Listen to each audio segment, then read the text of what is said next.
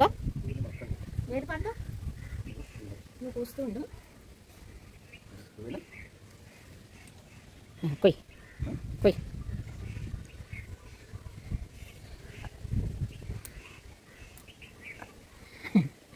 ఉండు నాకు ఇద్దుగానండి, నేను వస్తాను అక్కడ ఉండి సుల్లు చెప్తాను. వాడు చాలా ఇంకోటి పందమ్మా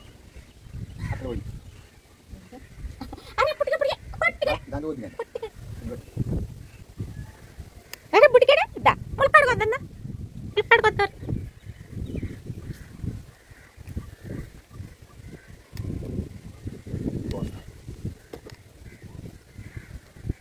ఇంకొయ్ ఆ ముదురుది ఫ్రంట్ అన్నది.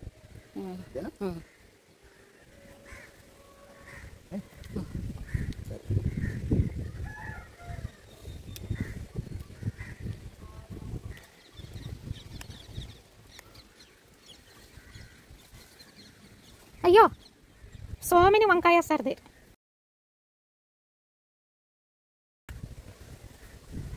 కోసి దా ఇలా రండి. ఇక్కడ బీరకాయ ఎందుకు వేయండి. ఇంకేమన్నా మనం కొయ్యవలసినాయి. ఇక్కడ బెండకాయ ఎందుకు వేయండి. డాబా మీద సుమారు 150 కుండీలు ఉన్నాయండి. ప్రతి దాంట్లో ఏదో ఒక మొక్క వేసాం మేము. మా హస్బెండ్ మీకు ఆల్రెడీ నేను చాలామందికి చెప్పాను కదా, ఎప్పుడు చూసినా గార్డెన్లో ఏదో ఒక పని చేస్తూనే ఉంటాడు ఆయన. అందుకనే ఏ సీజన్లో అంటే ఆల్ త్రూఅవుట్ ది ఇయర్ ఎప్పుడు డాబా మీదకి వెళ్ళినా ఏదో ఒక ఈల్డింగ్ మాకు వస్తూనే ఉంటుందండి. ఇదిగోండి డ్రాగన్ ఫ్రూట్స్ ఉన్నాయి, బీరకాయలు కాస్తున్నాయి. ఎక్కువ మోతాదులో కాయకపోయినా కొన్ని పచ్చిమిరపకాయలు ఇవన్నీ కూడా కాస్తున్నాయి. చూడండి ములగ మొక్కలు అయితే 3 ఉన్నాయండి. 3 కూడా చక్కగా ఇదిగోండి ఇలా కాయలు కాసే సన్నగా ఉన్నాయి కానీ చాలా బాగున్నాయి. కరివేపాకు ఇదిగోండి మా కిట్టుగాళ్ళ మా పప్పీస్ అన్నీ చూడండి, స్ట్రే పప్పీస్ 5 పెంచుతున్నాను కదండి. అక్కడ 4 కరివేపాకులు తీయండి, కొంచెం పైన కొమ్మిది చేయండి, నడిచేయండి కిందకి.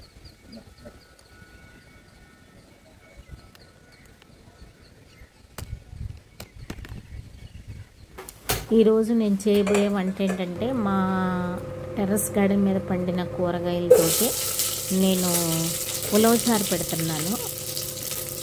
కొన్ని బెండకాయలు, ములక్కాళ్ళు, వంకాయలు, టొమాటోస్, ఉల్లిపాయలు ఇవన్నీ కూడా కొద్దిగా ఆయిల్ వేసి కాస్త మగ్గించానండి. వంకాయలు కూడా ఒక 4 వంకాయలు వచ్చాయి. ఇదిగోండి అవి కూడా కట్ చేసి వేస్తున్నాను. చూడండి పుచ్చులు లేకుండా ఉండేలా చూసుకుని వంకాయలు కూడా అందులో వేసి కొంచెం ఆయిల్ వేసి మగ్గించాలండి. కొంతమంది కూరగాయ ముక్కలు వేసుకోకుండా చేసుకుంటారు, కానీ కూరగాయలు కూడా వేసుకుంటే కొంచెం హెల్దీ కదా అండి.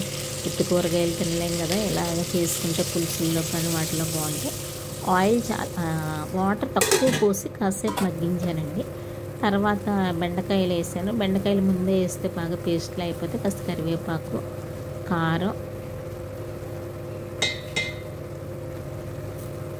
కొంచెం బెల్లం, కొంచెం పసుపు ఇవన్నీ వేసి మూత పెట్టి చక్కగా మగ్గించానండి. మంచి స్మెల్ వచ్చి చక్కగా ఉడికే వరకు మగ్గించాను.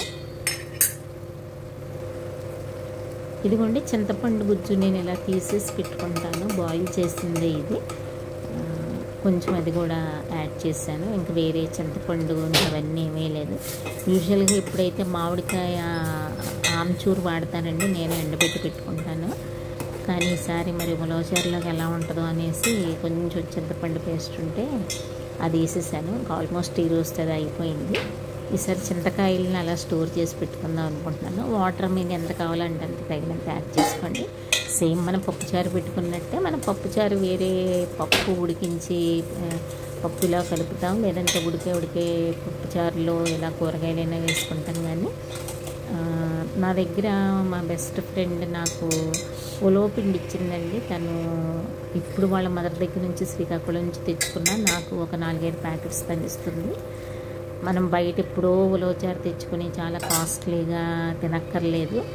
ఇలాగ ఐ థింక్ దాన్ని లైట్గా రోస్ట్ చేసి పౌడర్ చేస్తారేమో నాకు తెలియదు, కానీ పౌడర్ వాసన చూస్తే మాత్రం నాకు పచ్చి ఉలవలే గ్రైండ్ చేసినట్టు అంటే పొడి చేసి ఇచ్చారు.